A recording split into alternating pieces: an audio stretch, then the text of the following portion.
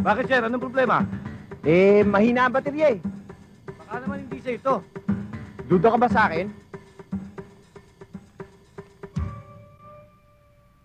Sinabi ko na nga ba eh, nasiraan na naman tayo. Kaya pala kanina pa ako nag-aantay, numuti-muti na yung mga mata ko.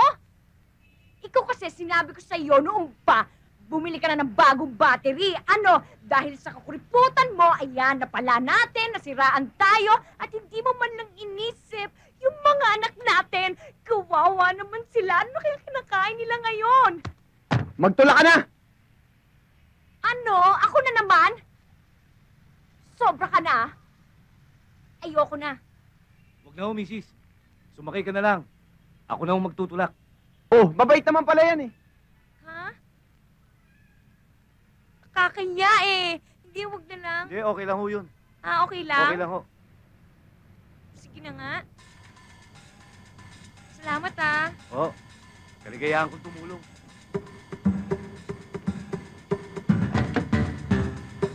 Uy, especially thanks to you, huh? Boss, tulak!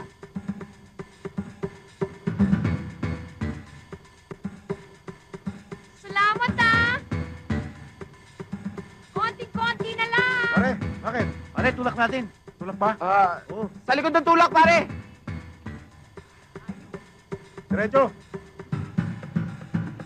Diretso. Bilisan nyo! O, sige. Uy, oh!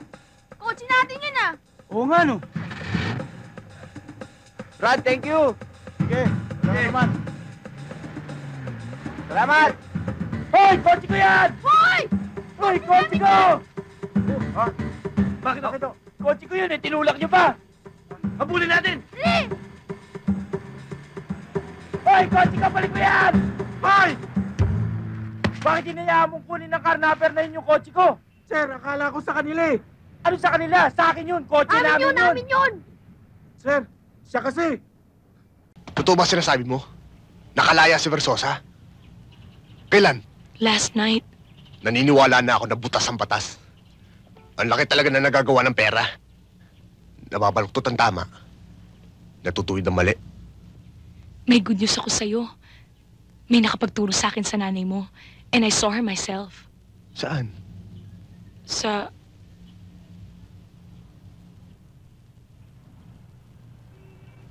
Sa Marikina. Kamusta siya? Mas mabuti siguro kung ikaw na mismo ang makakita sa kanya. Oh, baka naman kunin mo lang yung Bible at saka yung Rosaryo, tapos hindi mo naman gagamitin yan. Ito talaga si Ana, oh. Alam mo, Kuya Nardo, walang hindi nagagawa ang prayer. Natatandaan ko nung maliliit pa tayo. Gabit araw nagdarasal si inay. Pero ano? Naghiwalay sila ni Itay. Nakulong ako rito. Naghihirap tayo, di ba? Manalangin ka. Ang ipanalangin mo, walang masamang mangyari sa'yo. Dahil papatay ulit ako, oras na may umargabyado sa'yo. Oh, sige na. Mag-ingat ka sa pag-uwi mo, ah. Pati, pakisabi kay inay, kahit hindi niya ako mahal, mahal ko siya.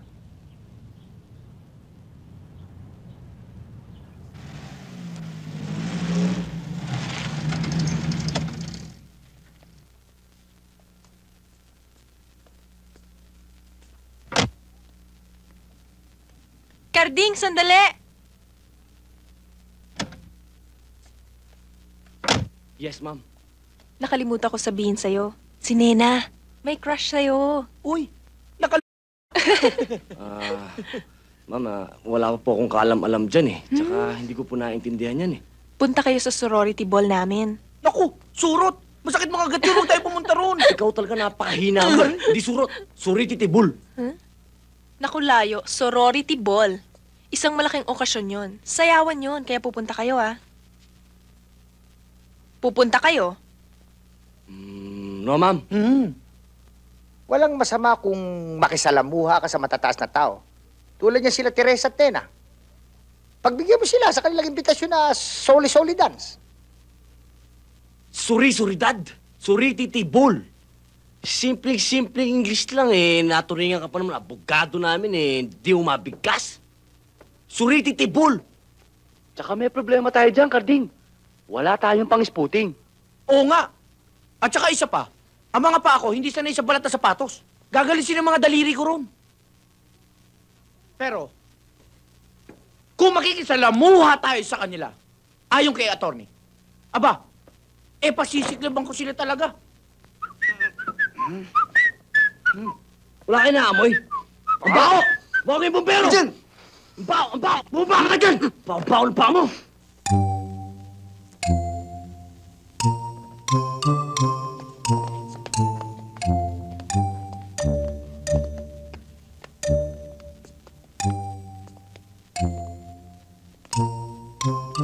Karding, ang ganda lalaki mo ngayon. Gusto kitang ibigin ngayong gabi. Ponyo, gusto kong malaman mo na napakapangit mo. Karding! Ano? Umiibig ka rin? Ibig kong... Pandong, dapat dyan sa... Pasaka mo na ng tapon. Pwede ba yun? Eh, Karding, paano kaya itong mga sapatos natin? No problem. Let's go, boys! Before the typhoon of the Calamity Fund. Let's go.